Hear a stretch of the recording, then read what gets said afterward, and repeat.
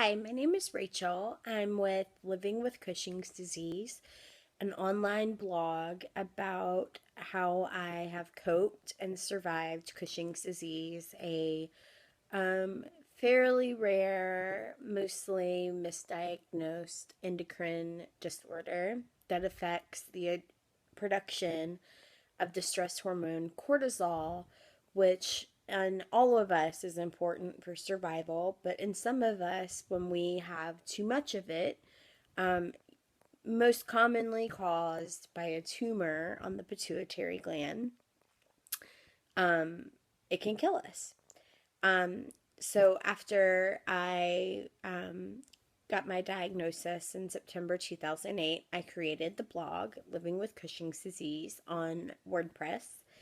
And in the 6 years, almost seven, that it's been since I created that, it's grown, and people have started coming and asking for advice and emailing me. And so I decided finally to open up my site for questions and answers.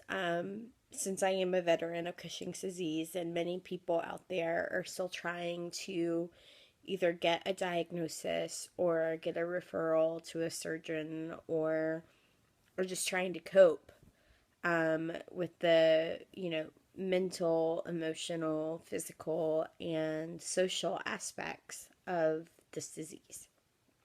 Um, so in my first Q&A that I've ever done, I'm gonna ask, or I'm gonna answer rather, my reader Sarnia's questions that she submitted to me via a comment on my blog.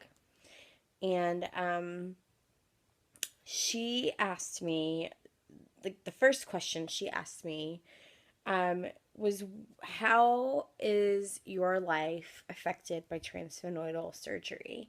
Transsphenoidal surgery, for those of you that do not know, is the most common surgery used as a first line defense in a battle by your surgeons to defeat Cushing's. What they do is, I'm not even really sure what all is involved because I'm obviously not a neurosurgeon. Um, they approach the pituitary gland where they know after several tests that there's a tumor acting up and causing all these things to go out of whack. So they approach the pituitary gland through your nostril, which is the most common approach these days, or through an incision in your upper lip. Um, but I think the newer approaches these days are straight up through their nostril into the sphenoid sinus and then to the pituitary gland. Um, they use this approach because it's much less invasive than the craniotomies of several years ago, even though with some patients, a craniotomy is still uh, the decided upon method for several factors. But with me, I've had two transsphenoidal surgeries. Um, the biggest issues that I had with transsphenoidal surgery is a misconception. The misconception being that because I don't have a huge scar on my head or have my hair shaved off, that it must not have been a serious surgery. And that's not the case. Your pituitary gland is called the master gland for a reason, as it secretes or causes the secretion of almost all of the hormones that are vital for life. If you don't have them, you're not going to make it much longer. And without those, you feel awful. So even though you don't see a scar, just keep in mind that what that patient has gone through is very severe. Second, once the pituitary has been affected by a tumor or has been,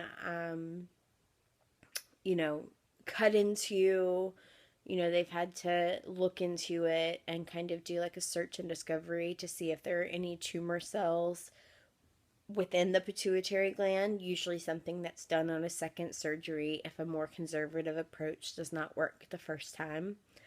Um, a lot of the times, the pituitary will never regain any function.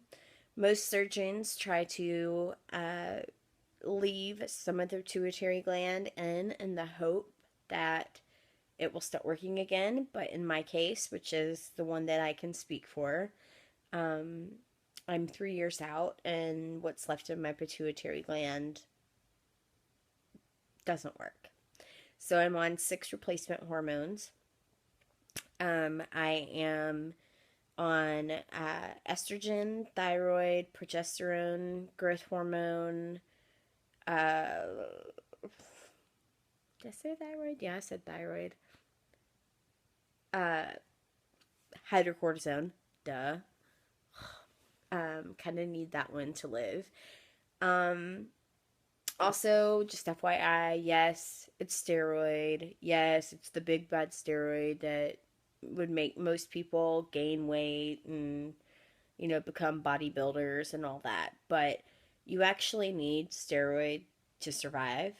It's cortisol. Cortisol is the steroid that you need. It's your stress hormone. It's secreted by your adrenal glands on top of your kidneys, and you have to have it or you're not going to live very long. Um, and since I don't make that anymore because my pituitary gland cannot tell my adrenal glands to work, I have to have steroid replacement. It's a fact of life for me. I can get very sick if I don't have the right amounts. Someone that has a cold, or a urinary tract infection or a bladder infection or even a sinus infection, they get some antibiotics and they're fine. Take them for a week, they're back to their normal selves.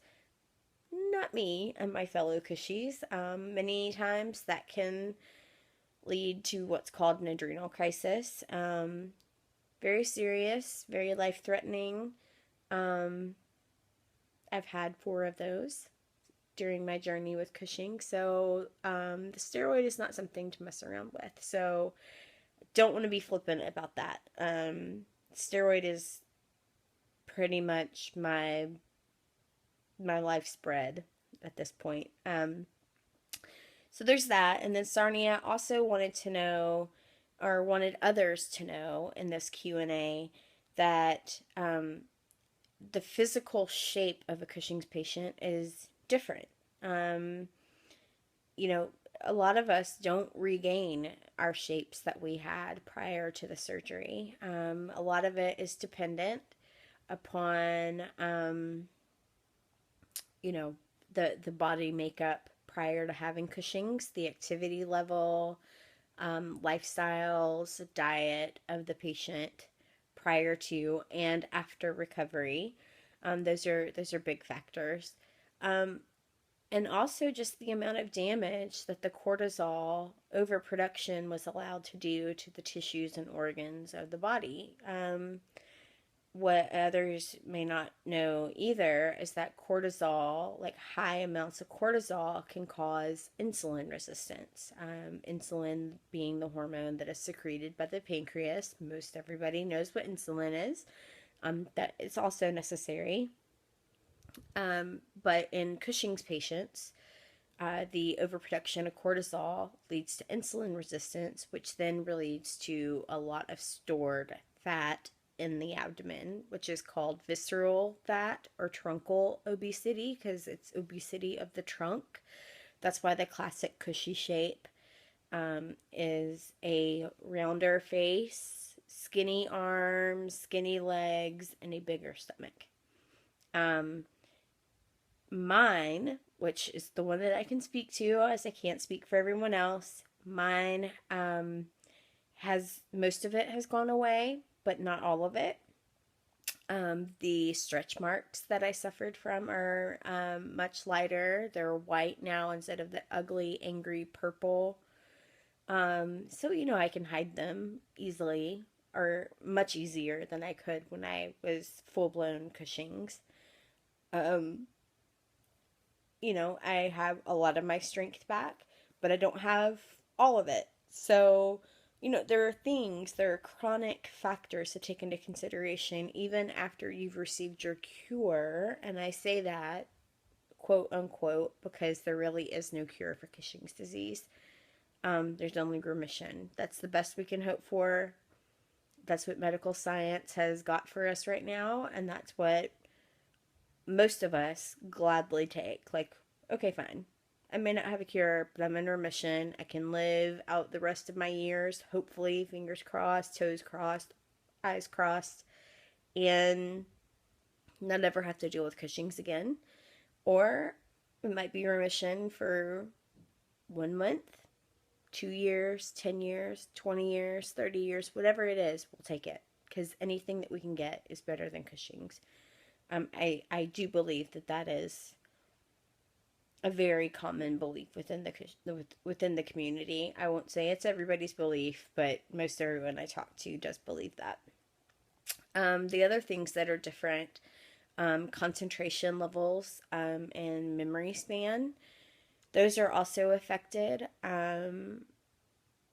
One of my friends always used to joke with me that before Cushing's, I had the memory of an elephant. Like, I could tell you, I remember that day when you were standing in the kitchen and I was over here and I was holding this spatula and I was wearing that shirt and you were wearing that shirt and you were standing like this and you said blah blah blah, then I said blah blah blah, and then ha ha ha, I could recite like the whole conversation from memory. And now I struggle to remember people's names, faces. I'm like, did I meet her? Or I don't even, like, my short-term memory is affected. There's been several instances where, like, my friends will say something to me and then I nod, I guess, act like I've heard it, and then maybe 5-10 minutes later I recite that information back to them like it's some novel idea that I've had. Like, hey, did you know that blah blah blah? And they'll just look at me like, Rachel, I just told you this like 5 minutes ago. And I'm like, really? Okay. So I like to call it, there's an inside joke that I have with one of my friends that I have CSS. Many people know what CRS is, and my memory is so affected that I couldn't even come up with the right acronym. So I told her one day, I have CSS, and she's like, you're probably referring to CRS. So, there's things like that. Concentration is awful. I work in the legal field, which makes that quite a challenge to stay focused on the task at hand and keep the attention to detail that I need in my job. I have several systems in place to do that, which I think is a coping mechanism for many Cushing's patients and survivors that still suffer from concentration and memory loss. It's just implementing systems that allow them to kind of circumvent and go around those issues. Like, you may not ever be able to change them. It may be physically impossible without a functioning pituitary gland, but you can certainly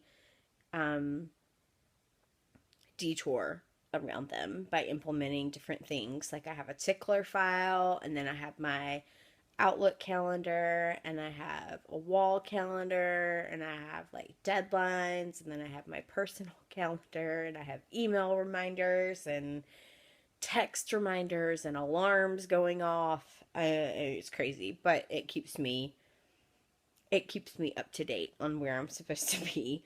The other things are physical things, rather than the emotional and mental challenges that we face, but also energy levels are low. Some days I feel like I'm on top of the world and that I can climb Mount Everest, and not even think twice about it. And then there's other days where I can't even get out of bed. I literally have to set my alarm an hour before I'm actually supposed to be out of bed, and snooze for an hour just to convince myself to get out of bed. Um, I'm not a doctor, I'm not a scientist, I'm just a patient. I don't want to say just a patient because we are very knowledgeable about our disease because we have no choice. Um, but I think it has something to do with me not making the hormones that I need naturally anymore. So it's just hard until I get the medicine inside my body and my body starts waking up going, oh yeah, that's what I needed. Okay. And then I can go on with my day. So it takes time. I'm very lethargic and foggy in the mornings, but then by lunchtime and the rest of the day, I'm on target just like the rest of people. There's also chronic pain associated. One thing that cortisol does is, it feeds your muscles, keeps them healthy and vibrant. And when you, after Cushing's, I mean, like with Cushing's, you have hypercortisolism, which is too much cortisol, which hurts you. And then after Cushing's, you have, most of the time, you have adrenal insufficiency, which is too little cortisol, and that also hurts. So you're damned if you do, damned if you don't on that one. But when I really start to hurt, I'll either take a muscle relaxer if I can feel that it's just bone pain or muscle pain. And then if it's bone pain, I don't really like pain relievers. They're just not for me. They might be for someone else. That's completely fine. Your choice. But I would talk to your doctor about some of those things because chronic pain in Cushing's patients is widely misunderstood. People just don't get it. And my biggest advice to anyone who ever asks me about things like this is to be your own advocate. You have to fight. You have to let your doctors know what they need to know about the symptoms that you're feeling, the issues that you're facing, because if you don't tell them, they're not going to know. They're not mind readers. They're scientists. They're very smart people, but they're not mind readers. And so you have to speak up and let your voice be heard and address these issues as they come. If you have a very nice endocrinologist like I do here in Nashville, you know, you get their email address, so you can contact them and go, oh my gosh, this is what's happening to me now. What do I do? Or I'm hurting so bad, like that I can't sleep, I can't focus, I can't eat, I can't walk, I can't even exercise. Those are the things that they need to know so that they can help you. Um, and then, energy. You know, I I don't know that there's really a good thing for energy levels. But the best thing that I can tell anybody who's watching is that whenever you feel like you don't have any energy, don't push it. Like, don't do it. Because all you're going to do is send yourself straight into an adrenal crisis. If you don't have energy, stay in bed if you can. I know some of us realistically cannot. We have jobs to go to, families to attend to. I get that. But at some point in the day, you have got to accept what it is, that you have limitations, that you cannot do everything that you used to do before you got sick. You are no longer that person. You have to embrace the person that you are and